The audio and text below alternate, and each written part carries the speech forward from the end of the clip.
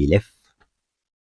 يعني مثلا هدي يقفل دي خالص، والوش هو بيلف مش هيفضل على نفس الاكسس طبعا، فاللي هي الهيد يعني مش هيفضل على نفس الاكسس، فنحاول نديها تشفيطة كده بسيطة الناحية دي.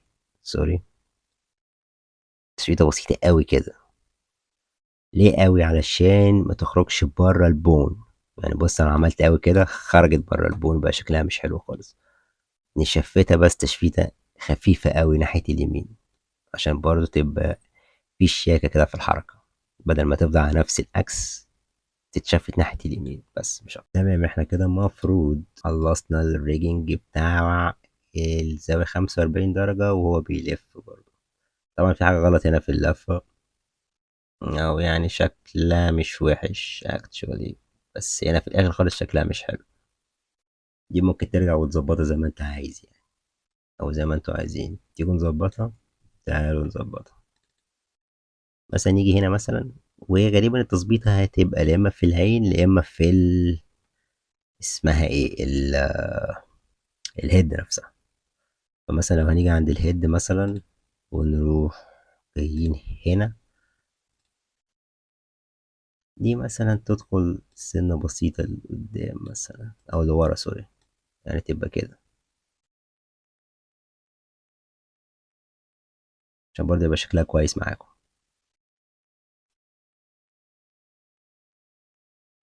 بس في برضه حاجة ممكن نعملها كويسة. أنا الصراحة بحب أعملها وبفضل أعملها عشان الأنيميشن يبقى حلو معايا.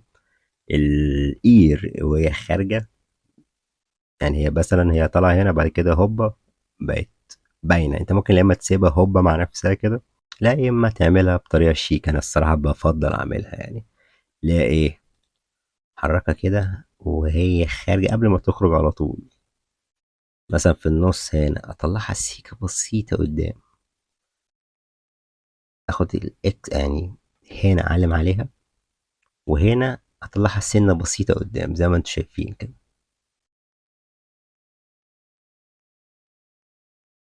مثلا خليها هنا برضو عشان تبقى اشيك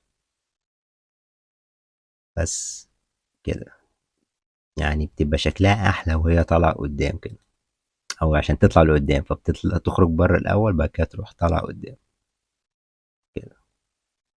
خرجوها بره الاول بعد كده دخلوها تاني قدام. انا بصراحة بحب الشكل بتاعها وهي خارجة ده، وعايزين تعملوها كده، مش عايزين تعملوها كده وتسيبوها عادي، عادي برضه يعني الموضوع راجع لكم انتوا، بس بتدي شوية ديناميكية في الحركة بتاعتها. حلو. تاني لو تفتكروا المحاضرة اللي فاتت، ممكن الريج اللي هو بالذات الانيميشن انيميتد لايرز ما تشتغلش معاكم كويس عند الفريم زيرو، ولا تتخضوا، عادي جدا ايه، تشتغل على التايم لاين عادي جدا. حلو. انا شلت السمارت بون آه نقلل برضو البون سترينث هنا من الفون نخليه زيرو. انتر.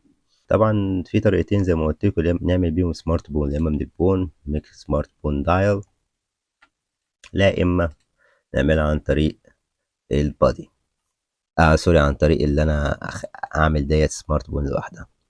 تمام، فتعالوا نعمل الاكشن بتاع السمارت بون بتاعنا، نخليها مثلا بون سمارت ميك سمارت بون دايل. هنخليها سيبريت اكشنز المرة دي، ونخليها مثلا على 48